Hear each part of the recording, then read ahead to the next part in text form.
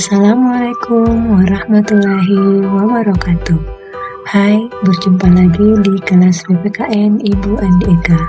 Kelas cerdas, kreatif, dan berkarakter. Bagaimana kabar anak-anakku sekalian hari ini? Semoga kita semua dalam keadaan sehat walafiat ya. Apakah kalian sudah siap untuk menerima ilmu baru hari ini? Nah, pada kesempatan kali ini kita akan membahas tentang bab 1 perumusan dan penetapan Pancasila sebagai dasar negara. Bagian A, perumusan Pancasila sebagai dasar negara. 1. Pembentukan BPUPKI. Jepang mulai menguasai wilayah Indonesia setelah Belanda menyerah di Kalijati, Subang, Jawa Barat pada tanggal 8 Maret tahun 1942. Banyak semboyan yang dikumandangkan oleh Jepang, seperti Jepang Pelindung Asia, Jepang Pemimpin Asia, dan Jepang Cahaya Asia. Itu semua Jepang lakukan untuk menarik simpati bangsa kita. Sedangkan pada kenyataan sejarah menunjukkan bahwa Jepang tidak berbeda dengan Belanda, yaitu meneruskan penjajahan atas bangsa Indonesia. Pada tanggal 29 April 1945, Jepang membentuk BPUPKI atau yang dikenal dengan istilah Dokujitsu Shunbi Yosakai. BPUPKI singkatan dari Badan Penyelidik Usaha-Usaha Persiapan Kemerdekaan Indonesia. BPUPKI diketuai oleh Dr. Rajiman Widyodiningrat dengan 2 wakil ketua, yaitu 1. Ichibangse Yoshio dari Jepang dan 2. Raden Panji Suroso dari Indonesia. BPUPKI beranggotakan 67 orang yang terdiri dari 60 orang tokoh dari Indonesia dan 7 orang tokoh dari Jepang. BPUPKI bertugas menyelidiki, mempelajari, dan mempersiapkan hal-hal penting mengenai tata pemerintah atau pembentukan Indonesia Merdeka. BPUPKI mengadakan sidang sebanyak 2 kali. Sidang pertama BPUPKI tanggal 29 Mei sampai 1 Juni 1945 membahas tentang dasar negara. Sedangkan sidang kedua BPUPKI tanggal 10 sampai 17 Juli 1945 membahas tentang rancangan Undang-Undang Dasar. Sidang BPUPKI dilaksanakan di Gedung Chu Sangiin yang sekarang diberi nama Gedung Pancasila yang beralamatkan di Jalan Pejamuan nomor 6 Jakarta Pusat. Nah, setelah tadi kita membahas tentang pembentukan BPUPKI, sekarang kita berpindah ke materi yang kedua, yaitu perumusan dasar negara. Ketua BPUPKI yaitu Dr. Rajiman Widyodiningrat pada pidato awal sidang pertama menyatakan bahwa untuk mendirikan Indonesia Merdeka diperlukan suatu dasar negara. Rumusan yang diusulkan memiliki perbedaan satu dengan yang lain. Namun demikian, rumusan-rumusan tersebut memiliki kesamaan dari segi materi dan semangat yang menjiwainya. Pandangan para pendiri negara tentang rumusan dasar negara disampaikan berdasarkan sejarah perjuangan bangsa dan melihat pengalaman bangsa lain. Meskipun diilhami oleh gagasan-gagasan besar dunia, tetapi tetap berakar pada kepribadian dan gagasan besar dari bangsa Indonesia sendiri. Sidang pertama BPUPKI pada tanggal 29 Mei sampai 1 Juni 1945 membahas tentang dasar negara. Ada 3 tokoh yang mengajukan rumusan.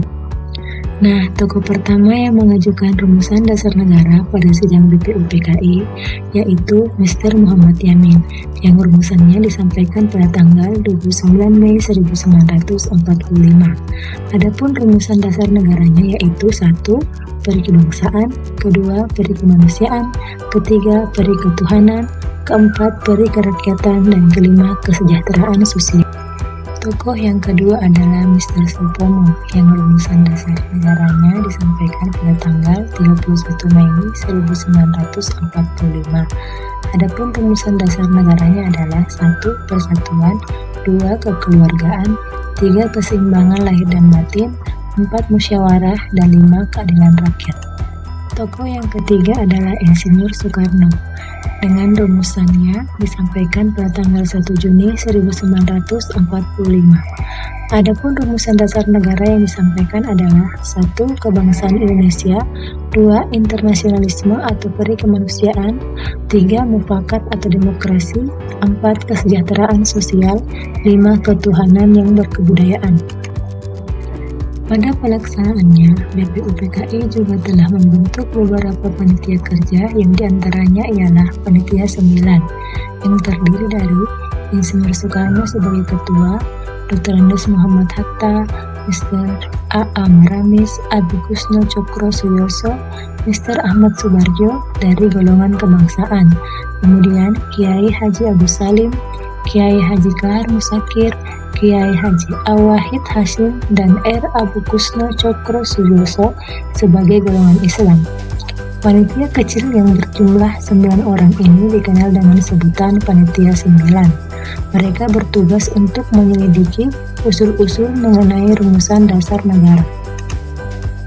Panitia 9 mengadakan rapat di rumah kediaman Insinyur Soekarno di Jalan Pegangsaan Timur, nomor 56, Jakarta.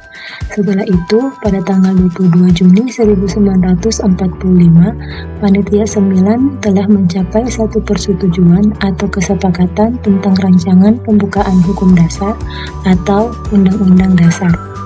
Oleh Insinyur Soekarno, rancangan pembukaan hukum dasar ini dinamakan Mukadimah. Oleh Mr. Muhammad Yamin dinamakan Piagam Jakarta, sedangkan oleh Sukiman Widosanjoyo disebut Gentleman Agreement. Naskah Mukadimah yang ditandatangani oleh 9 orang anggota Panitia 9 dikenal dengan nama Piagam Jakarta atau Jakarta Charter. Dalam alinea keempat naskah Piagam Jakarta tersebut terdapat rumusan dasar negara sebagai berikut. 1. Ketuhanan dengan kewajiban menjalankan syariat Islam bagi pemeluk-pemeluknya. 2. Kemanusiaan yang adil dan beradab. 3. Persatuan Indonesia. 4. Kerakyatan yang dipimpin oleh hikmat kebijaksanaan dalam permusyawaratan perwakilan.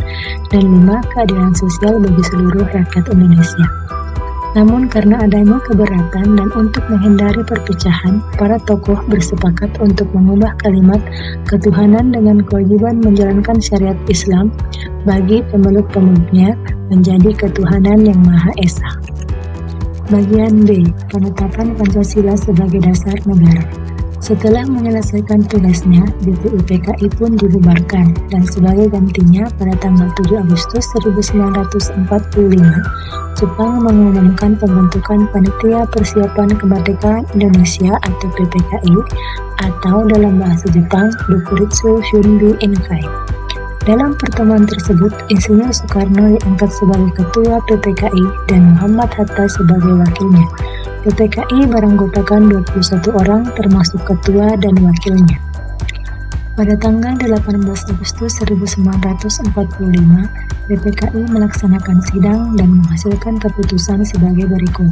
1. Menetapkan Undang-Undang Dasar tahun 1945.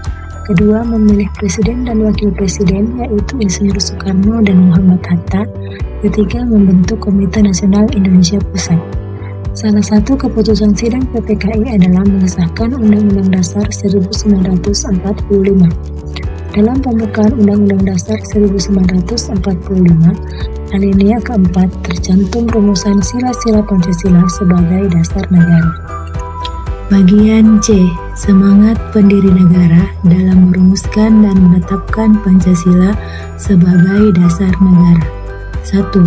Nilai semangat pendiri negara. Semangat kebangsaan disebut juga sebagai nasionalisme dan patriotisme. Nasionalisme adalah perasaan cinta yang tinggi atau bangga terhadap tanah air dan tidak memandang rendah bangsa lain. Sedangkan patriotisme berarti semangat cinta tanah air atau sikap seseorang yang bersedia mengorbankan segala-galanya untuk mempertahankan bangsanya. Sikap ini muncul setelah lahirnya nasionalisme. Namun, antara nasionalisme dan patriotisme umumnya diartikan sama.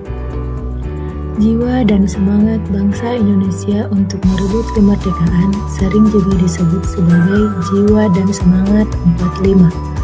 Adapun hal-hal yang terkandung dalam jiwa dan semangat 45 diantaranya adalah sebagai berikut. 1. Pro patria dan primus patrialis, artinya mencintai tanah air dan mendahulukan kepentingan tanah air. 2. Jiwa solidaritas dan kesetiakawanan dari semua lapisan masyarakat terhadap perjuangan kemerdekaan. Ketiga, jiwa toleransi atau tenggang rasa antar agama, antar suku, antar golongan, dan antar bangsa. Keempat, jiwa tanpa pamrih dan bertanggung jawab. Kelima, jiwa kesatria dan kebesaran jiwa yang tidak mengandung balas dendam.